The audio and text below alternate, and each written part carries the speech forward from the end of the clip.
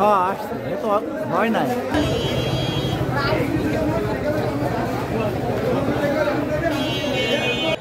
Pickup গাড়ি থেকে বোমার বিস্ফোরণ ঘটাতে ঘটাতে সামনে আসতেছিল।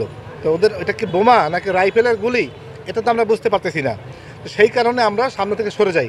সরে যাওয়ার পরে পিকআপটা দ্রুত গতিতে নীল রঙের একটা পিকআপ গাড়ি ডাক্তারপট্টি ত্যাগ করে এবং এরা ফায়ার সার্ভিসে মোড় হয়ে সোজা চলে যায়। এইটা অবশ্যই স্বর্ণের দোকান লুট করার উদ্দেশ্যে আসছে এবং ওরা 5টা বোমার বিস্ফোরণ ঘটাইছে। এর আগেও ঝালকাঠিতে কিন্তু এই ডাক্তারপট্টিতে একই সময় স্বর্ণের দোকানে কিন্তু এরকম সাউন্ড গ্রেনেড বলি বা বোমার বিস্ফোরণ বলি বা ককটেল বলি বিস্ফোরণের পর করে কিন্তু তারা এখান থেকে দোকান লুট করেছে।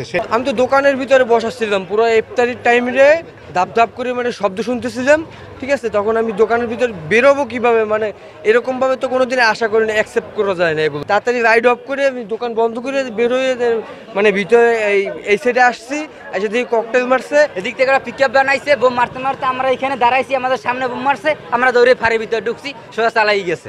আমরা দোকানে বসা ছিলাম এবং আতঙ্কের ভিতরে ছিলাম, বোমা হামলা হয়েছে।